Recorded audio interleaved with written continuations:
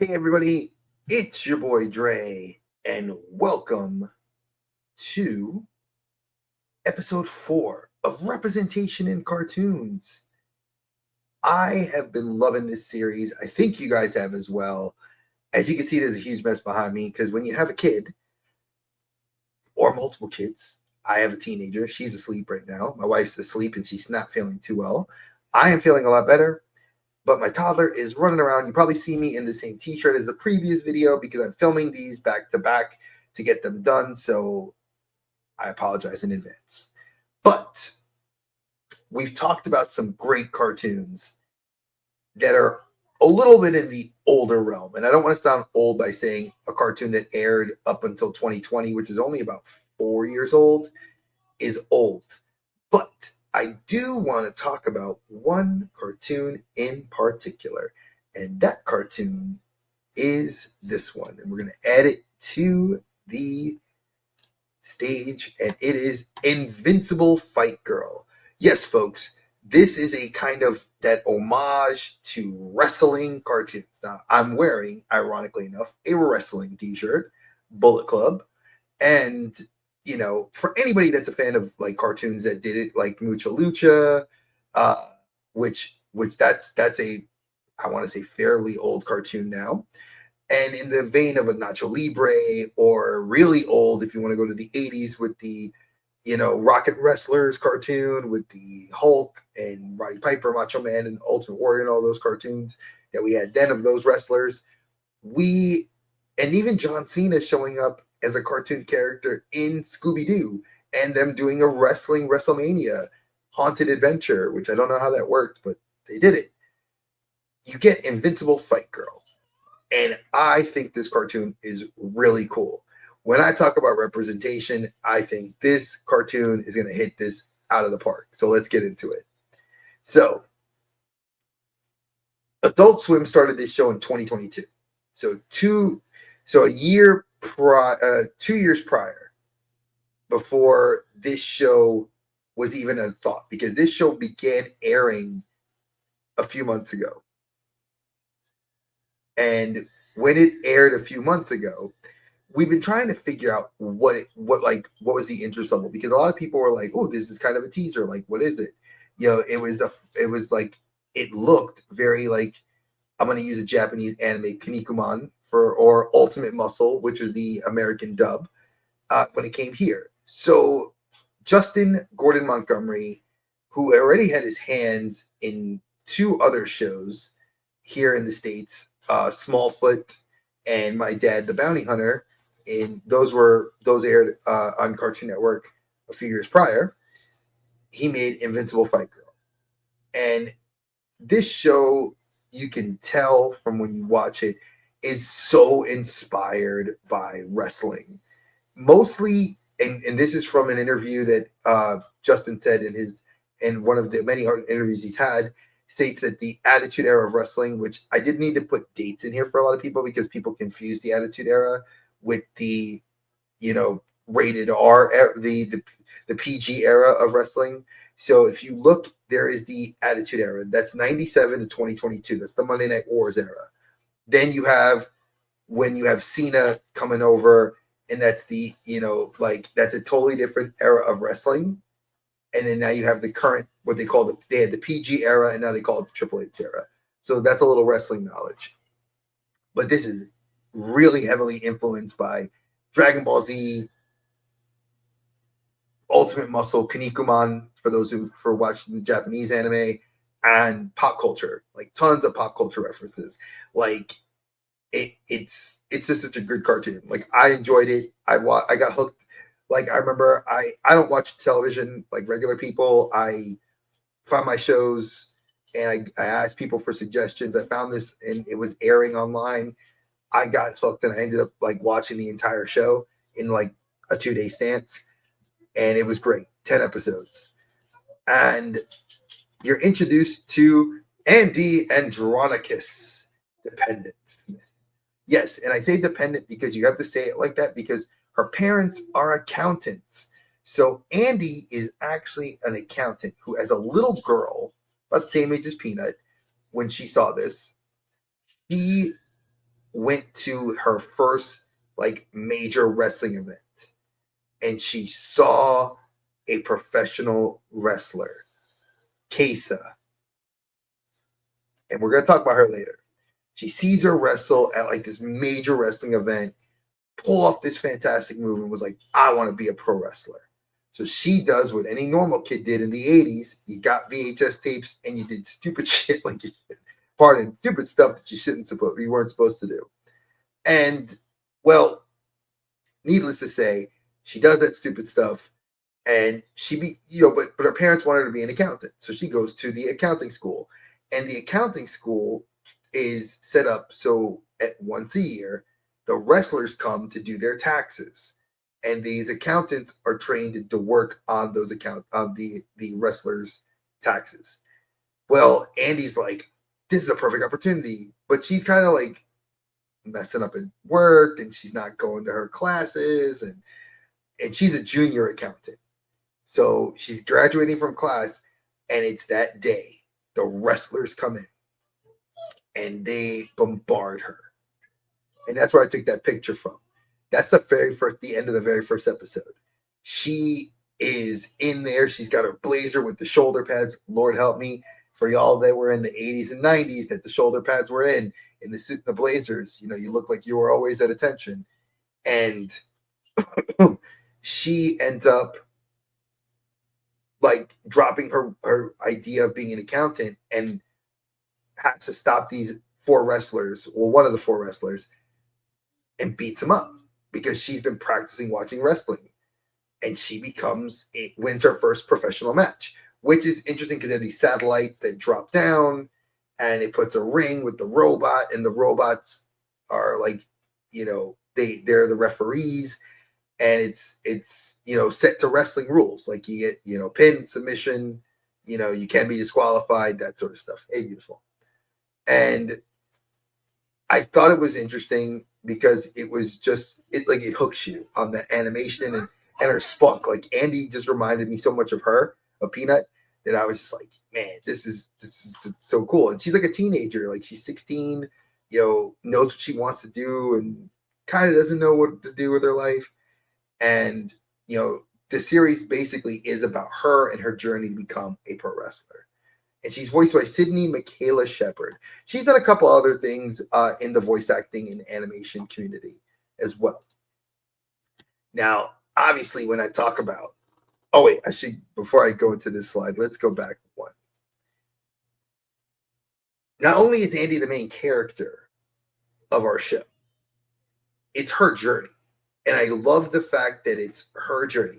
I haven't seen a cartoon take the female protagonist since Legend of Korra, where we really saw her evolution. Now, granted, a lot of Avatar fans will probably crucify me for that. And that's a show that's on this list because I was approached by a few fans to do a Avatar Legend of Korra review of representation that they did in the show. And I will cover that because I actually did watch Legend of Korra every season, and I enjoyed it. I enjoyed the original Avatar as well. So that kind of gave me this vibes. Like Andy's really very focused on her career path, wanting to be who she's gonna be. Loved it. I was sold. So it's her journey, and we don't, like I said, we don't see that often in cartoons. Keith David, iconic.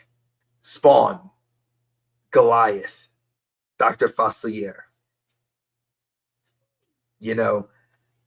He's been in the Cape. He was in the now defunct TV series The Cape as one of the, I don't want to say villains, but like he definitely wasn't a good guy in the show.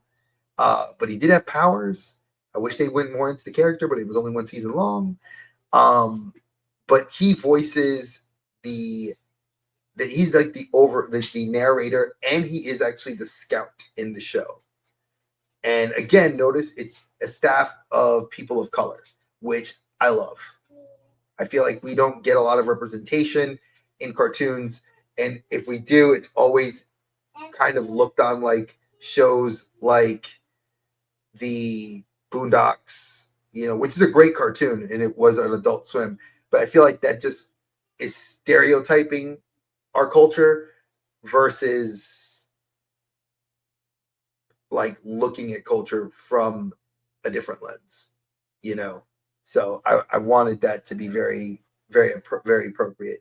And I do love that he is kind of the scout for the wrestling. He felt very Paul Heyman-y. I don't know if he was like more Jim Cornette or Paul Heyman, but it was kind of cool. He was a little shisty. Queso Poblana. That is the main hero's idol. That's who she sees wrestles. Now, Queso Poblana is like 3 feet tall. And she was wrestling people that were like huge, and that's what inspired Andy. And Rolanda Watts, who's actually done a lot of like sitcoms and a lot of actually like television and dramas. Like she was on NCIS, she was on Bones, she was on several shows. So to actually hear her voice, I thought was really cool. And she's actually the voice of Aunt P, or Queso Poblana. And she takes Andy under her wing. But she's retired. And she kind of has like some really cool moves. Like she has this like, reminds me very much like the Vegeta Hiei from Yu Yu Hakusho kind of stare, like where like you freeze in fear of what's happening. And I love it.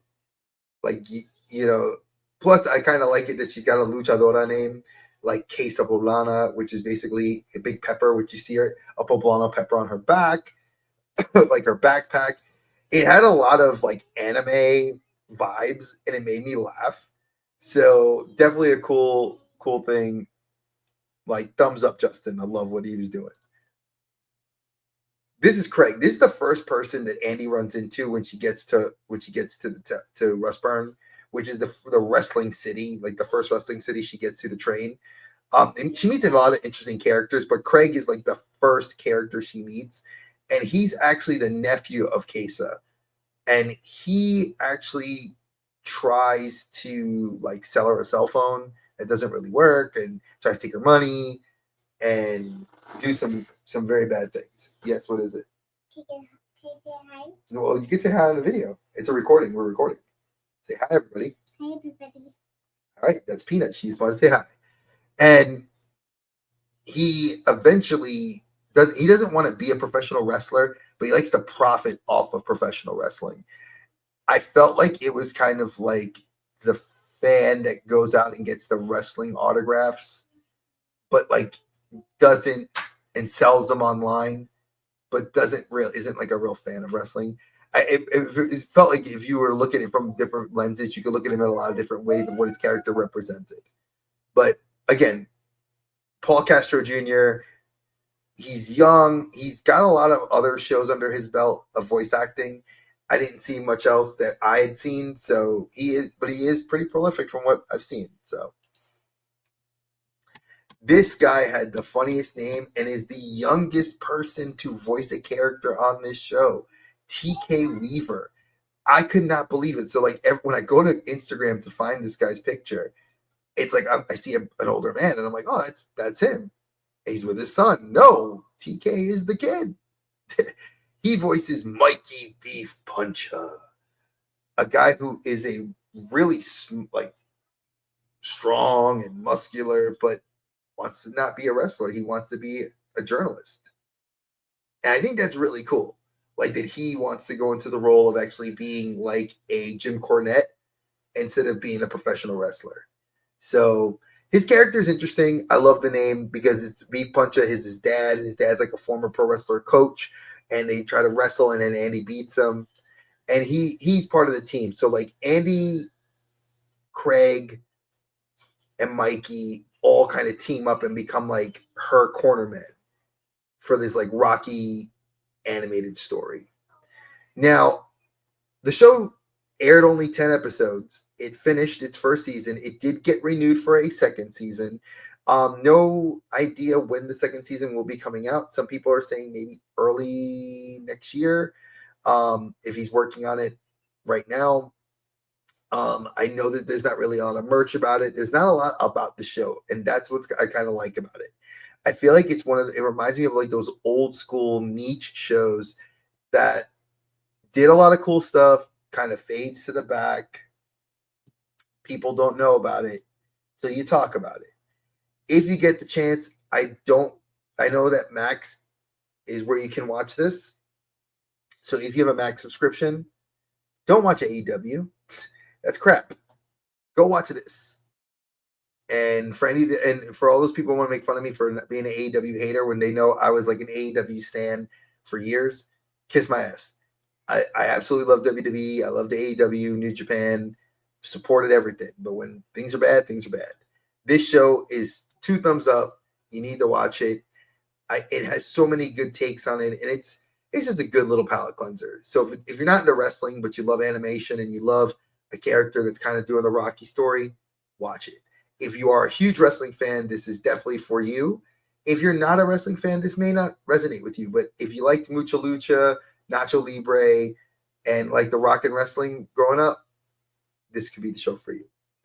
So what do you guys think? Comment below. Let me know what you think. Did you like this show? Did you watch this show?